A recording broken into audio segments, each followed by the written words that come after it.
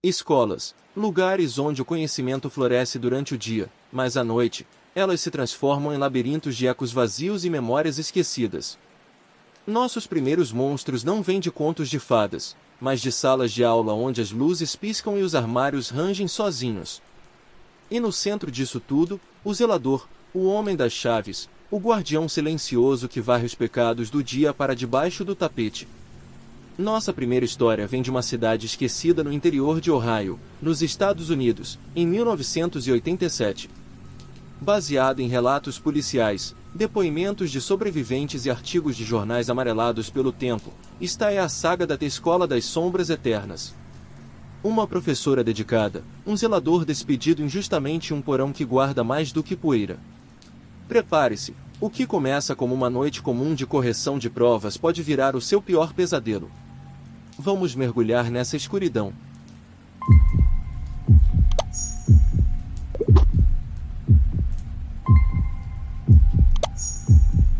Era uma quinta-feira chuvosa de outono em Willow Creek, uma cidadezinha pacata onde as folhas caíam como confetes melancólicos nas ruas vazias.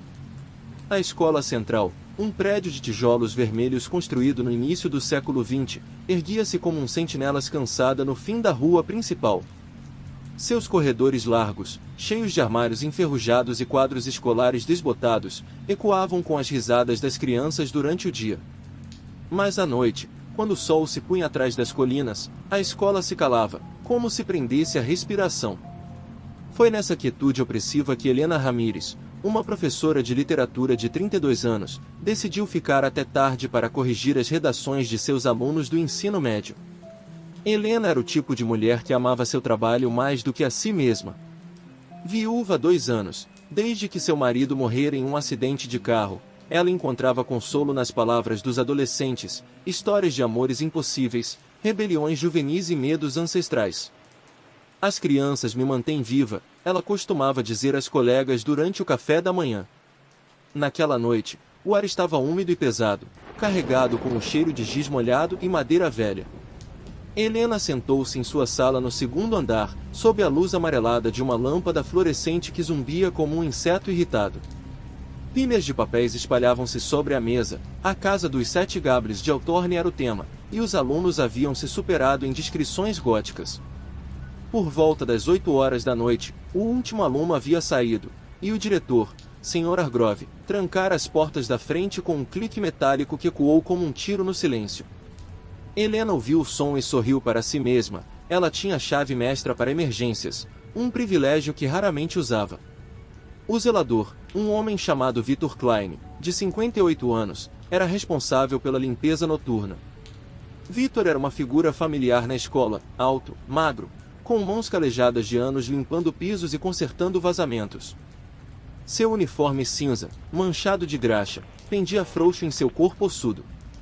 Ele tinha olhos cinzentos, fundos como poços, e um sorriso que nunca chegava aos lábios.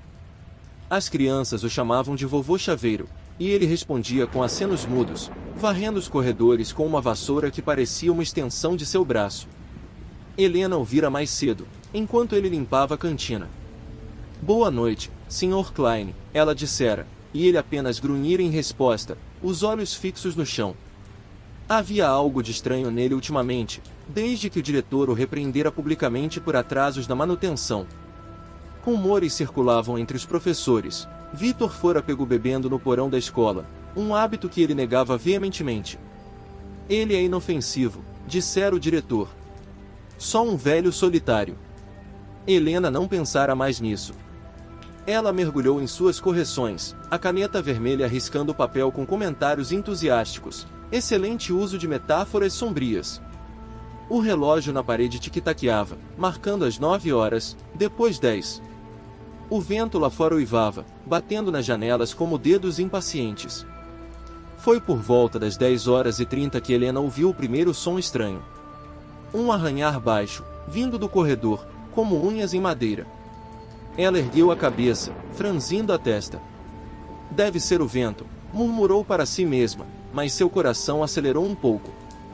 Willow Creek era uma cidade velha, e a escola, mais ainda, lendas locais falavam de fantasmas de alunos do século XIX, vítimas de uma febre que dizimara a comunidade. Helena riu de si mesma. Ela era racional, uma professora de literatura que sabia separar ficção de realidade. Mas o arranhar persistiu, mais próximo agora, vindo da escada que levava ao porão. Curiosa, ela se levantou e abriu a porta da sala. O corredor estava escuro, salvo pela luz fraca de uma lâmpada no fim do hall. Sombras dançavam nas paredes, projetadas pelas árvores balançando lá fora. Sr. Klein? É você aí, chamou ela, sua voz ecoando de forma desconcertante. Nenhuma resposta. Em vez disso, o arranhar parou abruptamente, substituído por um silêncio tão denso que Helena sentiu um calafrio subir pela espinha. Ela deu um passo à frente, os saltos de seus sapatos clicando no linóleo gasto. O ar parecia mais frio ali, carregado com um cheiro metálico, como ferrugem misturada a algo podre. Helena decidiu investigar. Ela desceu as escadas devagar, a mão deslizando pelo corrimão úmido. O porão da escola era um lugar proibido para todos, exceto o zelador, um labirinto de salas de caldeiras antigas, caixas de arquivos empoeirados e canos expostos que gotejavam incessantemente. O diretor usava como depósito para móveis quebrados e relatórios antigos. Helena nunca descera ali, era território de Vitor. Mas naquela noite, algo a impelia, talvez a solidão, talvez a curiosidade de uma mente treinada em narrativas. Ela encontrou a porta do porão entreaberta, uma fresta de escuridão convidativa. Olá? Alguém aí embaixo, chamou novamente, a voz tremendo levemente. Empurrando a porta, ela acendeu a luz com um interruptor rangente. Uma lâmpada nua piscou a vida, iluminando um caos de sombras. Prateleiras tortas alinhavam as paredes, cheias de livros mofados e equipamentos enferrujados. No centro, uma mesa de trabalho improvisada, com ferramentas espalhadas, chaves, martelos e um caderno aberto. Helena se aproximou, intrigada. O caderno era de Vitor, anotações rabiscadas em letra trêmula, eles me demitiram por nada. Eu cuidei dessa escola por 30 anos. Agora, vão pagar. Seu estômago revirou. Aquilo soava como um diário de ressentimento. Ela folheou as páginas, desenhos grosseiros de figuras sombrias, nomes de professores riscados, e no final, um mapa rudimentar do porão, marcando um esconderijo. Antes que pudesse processar, um som veio de trás de uma pilha de caixas, um sussurro rouco, como folhas secas se movendo. Helena girou nos calcanhares, o coração martelando. Lá estava ele, Vitor Klein, emergindo das sombras como um espectro. Seus olhos, agora selvagens e injetados, fixaram-se nela. Professora Ramírez, o que faz no meu domínio? Disse ele, a voz baixa e arrastada, como se viesse de um poço profundo. Helena recuou um passo. Eu ouvi sons. Desculpe, Sr. Klein. Eu não quis invadir. Ele riu, um som seco e sem humor, aproximando-se devagar. Em sua mão, ele segurava uma chave grande, enferrujada, que tilintava como um sino fúnebre. Invadir? Esta escola é minha. Eu a construí com minhas mãos. Limpei o sangue das brigas, enterrei os segredos das crianças rebeldes. E o que eles fazem? Me demitiram por uma garrafa vazia. Mas eu não vou embora. Não sem levar o que é meu. Helena sentiu o pânico subir. Os rumores eram verdadeiros. Vitor fora dispensado naquela tarde, mas ninguém a avisara. Ele bloqueava a saída, o corpo magro parecendo maior na luz fraca. Por favor, Sr. Klein, vamos conversar com o diretor. Isso é um mal-entendido, implorou ela, tentando manter a calma. Mas Vitor balançou a cabeça, os olhos brilhando com uma loucura antiga. Mal-entendido? Eles me roubaram minha vida. E agora, eu roubo as deles. Começando por você, que sempre sorriu para mim como se eu fosse invisível. Ele avançou, e Helena correu, não para a escada, mas para o fundo do porão, onde o mapa indicava o esconderijo. Seu instinto de professora, de narradora de histórias, gritava para ela entender o enredo. Havia algo ali, um segredo enterrado. Ela tropeçou em caixas, derrubando ferramentas que clamboraram alto. Atrás dela, os passos de Vitor ecoavam, pesados e implacáveis. Você não escapa das sombras, professora. Elas me contam tudo. O porão parecia infinito, túneis laterais levando a salas esquecidas, cheias de teias de aranha e ecos de risadas fantasmas. Helena encontrou uma porta trancada no fim de um corredor estreito. A chave de Vitor era para aquilo. Com mãos trêmulas, ela vasculhou o chão por algo, qualquer coisa. Encontrou um pedaço de cano enferrujado e o ergueu como uma arma improvisada. A porta rangeu aberta quando Vitor chegou, ofegante. Dentro, o esconderijo, uma cova rasa escavada no concreto, cheia de ossos pequenos, não de animais, mas de algo humano, embrulhados em trapos sujos. Relíquias de punições passadas? Vitor havia usado o porão para disciplinar alunos problemáticos anos atrás, enterrando provas de surras que saíam do controle. Eu limpo tudo, sibilou ele, avançando. Corpos, segredos, almas. Helena gritou, balançando o cano. Ele desviou, mas o golpe o acertou no ombro, fazendo-o uivar de dor. A luta foi feroz e desesperada. Vitor a agarrou pelo braço, as unhas cravando como garras. Você é como eles, acha que sabe tudo das histórias. Mas as minhas são reais. Helena se debateu, chutando e arranhando, o pavor dando-lhe força. Ela o empurrou contra a parede, onde uma prateleira desabou, soterrando-o parcialmente em detritos. Gemendo, ele se debateu, mas Helena correu, de volta pelo labirinto, subindo as escadas aos tropeços, o corpo dolorido e o vestido rasgado. No corredor principal, ela alcançou a porta da frente, mas as chaves de Vitor ecoavam atrás dela. As sombras me protegem, gritou ele, emergindo como um demônio. Helena virou a maçaneta, trancada, é claro. Em pânico, ela correu para a sala do diretor, barricando a porta com uma mesa. O telefone tocou, linha morta. Horas se passaram em um limbo de terror, batidas na porta, sussurros do outro lado, eu vejo você, professora. As sombras eternas nunca esquecem. Ao amanhecer, o zelador do turno da manhã encontrou Helena encolhida, exausta. Vitor havia desaparecido, mas o porão revelou horrores, ossos identificados como de um aluno desaparecido em 1972, e diários confessando abusos. A escola foi fechada permanentemente, demolida em 1988 após investigações policiais confirmarem os relatos. Helena sobreviveu, mas nunca mais ensinou à noite. Ele não era só um homem, ela disse em depoimento. Era a escola inteira, viva e vingativa. Escolas guardam segredos nas sombras, mas hospitais, eles são o palco onde a vida e a morte dançam juntas. Corredores brancos, cheiro de desinfetante, máquinas que zumbem como guardiães da esperança. Mas e quando o guardião não é quem parece? Nossa próxima história nos leva a um hospital psiquiátrico em Birmingham, Reino Unido, no inverno de 1975.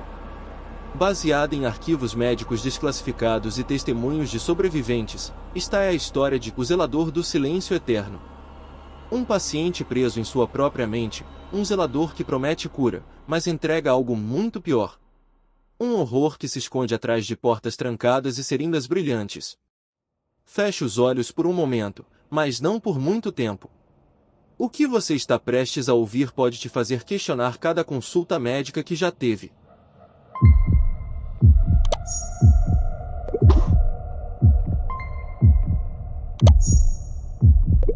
No coração de Birmingham, o hospital psiquiátrico St. Margaret era um monstro de concreto dos anos 50, com janelas gradeadas e corredores que pareciam engolir a luz.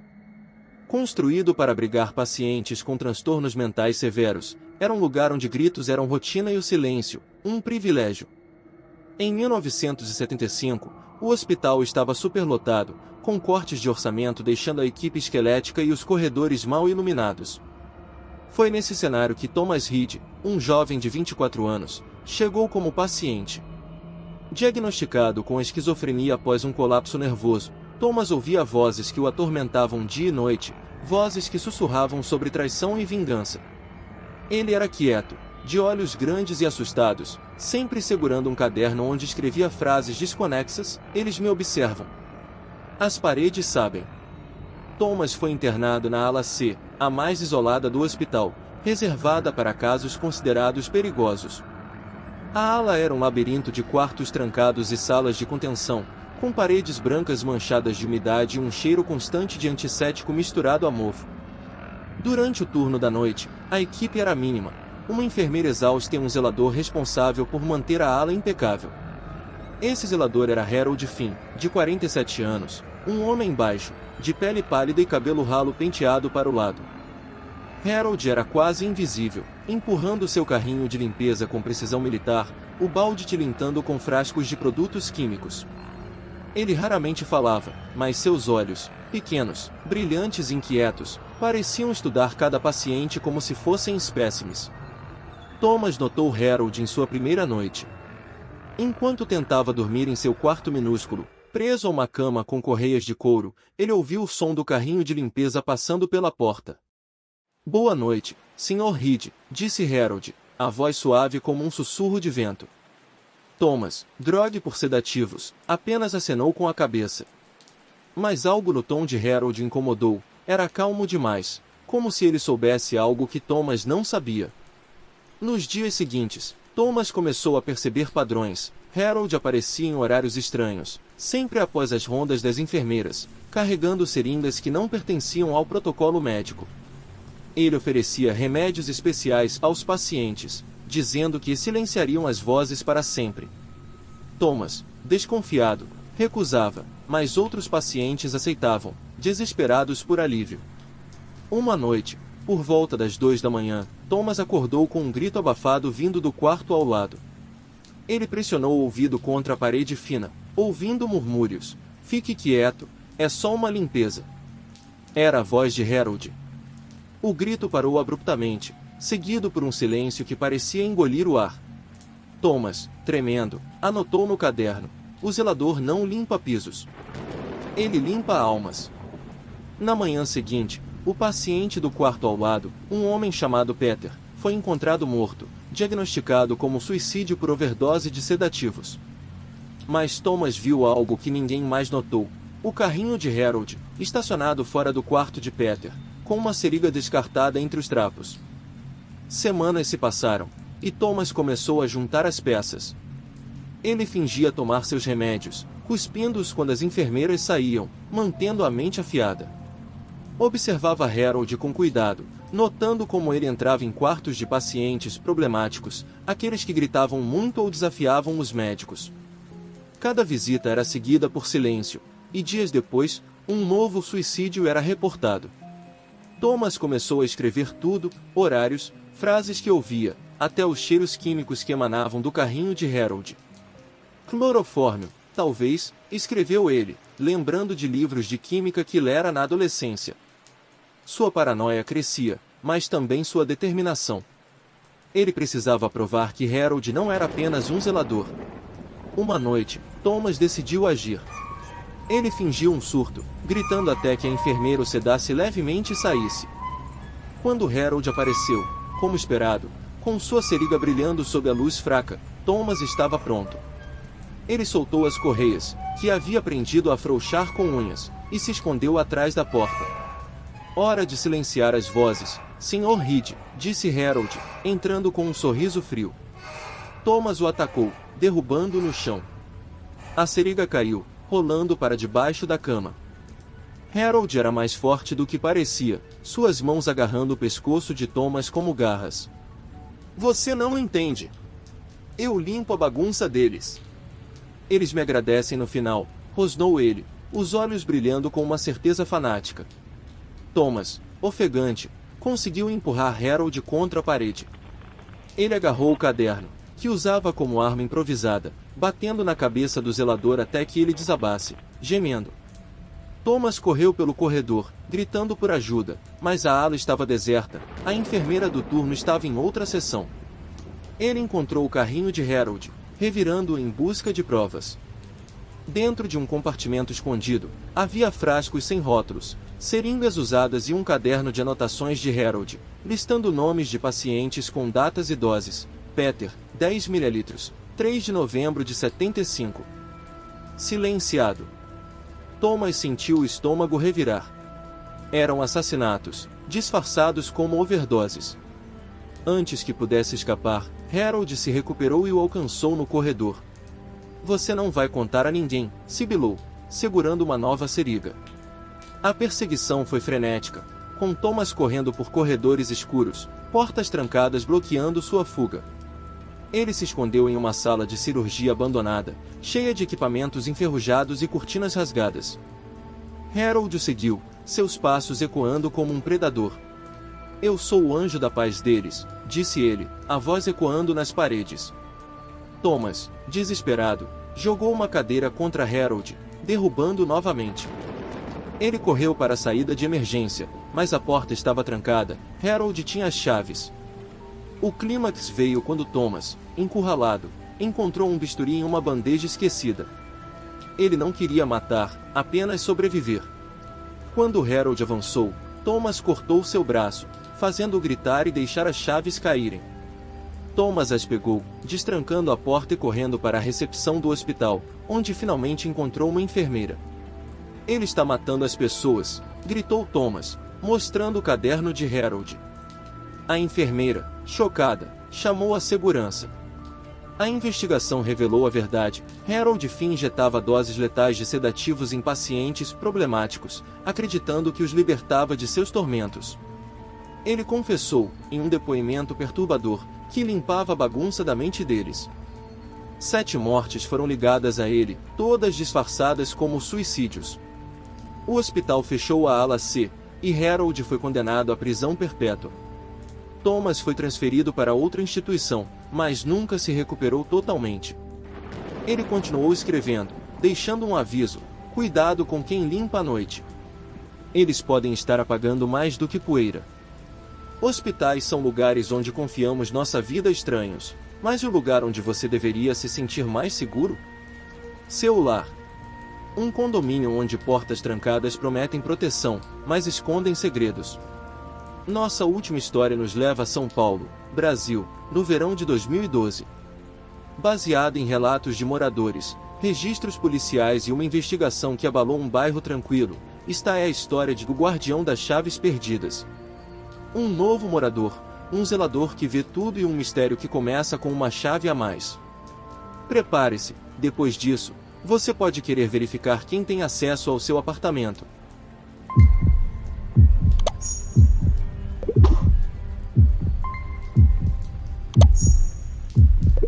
Em um canto arborizado de São Paulo, o condomínio Jardins do Sol era um prédio de classe média, com 12 andares, varandas floridas e uma fachada de azulejos brancos que brilhava ao sol.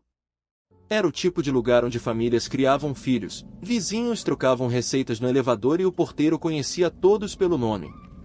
Mas em 2012, algo mudou. Clara Menezes, uma designer gráfica de 29 anos, havia se mudado para o apartamento 704 há apenas um mês. Recém-separada, ela buscava um recomeço, atraída pela promessa de segurança, portaria 24 horas, câmeras e um zelador que mantinha tudo em ordem. Clara era observadora, com o olho treinado para detalhes, uma habilidade que a ajudava no trabalho, mas que logo a colocaria em perigo. O zelador do prédio era Mauro Lima, de 52 anos, um homem de aparência comum, com cabelo grisalho curto e óculos de armação barata. Ele usava um uniforme azul marinho impecável, sempre carregando um molho de chaves que tilintava a cada passo. Mauro era educado, mas reservado, cumprimentando os moradores com um aceno rápido enquanto varria o pátio ou consertava uma torneira. Ele é uma sombra útil, dizia Dona Lúcia, a síndica, com um sorriso. Mas Clara notou algo estranho logo na primeira semana. Mauro parecia estar em todos os lugares. No elevador, na garagem, no corredor do 7º andar, sempre com aquele olhar fixo, como se memorizasse cada movimento dela. Uma noite, enquanto organizava suas coisas, Clara encontrou uma chave extra em sua cômoda, uma que não reconhecia. Era pequena, com um número gravado, 704. Sua própria chave de reserva, fornecida pela imobiliária, estava guardada na gaveta da cozinha. Intrigada, ela perguntou a Dona Lúcia, que garantiu que apenas o morador e o zelador tinham chaves dos apartamentos. Mauro é de confiança, disse a síndica. Deve ser um engano. Mas Clara não se convenceu. Ela começou a perceber detalhes. portas entreabertas no corredor, luzes que piscavam sem motivo, e o som de passos leves à noite, parando exatamente em frente à sua porta. Na segunda semana, Clara instalou uma câmera de segurança caseira, do tipo que grava em um aplicativo de celular. Ela a posicionou na sala, apontada para a porta de entrada. Na primeira noite, nada. Na segunda, a câmera capturou algo. Às 3 da manhã, a maçaneta da porta girou lentamente, como se alguém testasse a fechadura. O coração de Clara disparou ao ver a gravação.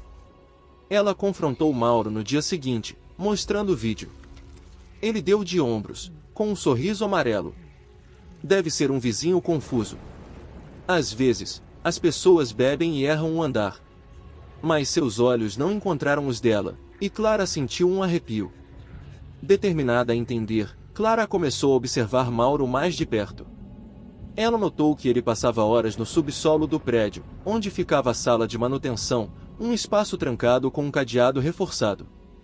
Às vezes, ele saía de lá com sacos plásticos pesados, que jogava no lixo comum, em vez de usar o descarte oficial do condomínio. Clara, movida por uma mistura de curiosidade e medo, decidiu investigar. Numa noite, enquanto Mauro fazia a ronda do térreo, ela usou uma gazua, aprendida em um curso de segurança que fizera após o divórcio, para abrir o cadeado do subsolo. O subsolo era um lugar úmido e claustrofóbico, com canos expostos e um cheiro de mofo misturado a algo doce e metálico. Clara encontrou uma porta escondida atrás de caixas, trancada com uma fechadura que combinava com a chave extra que encontrara.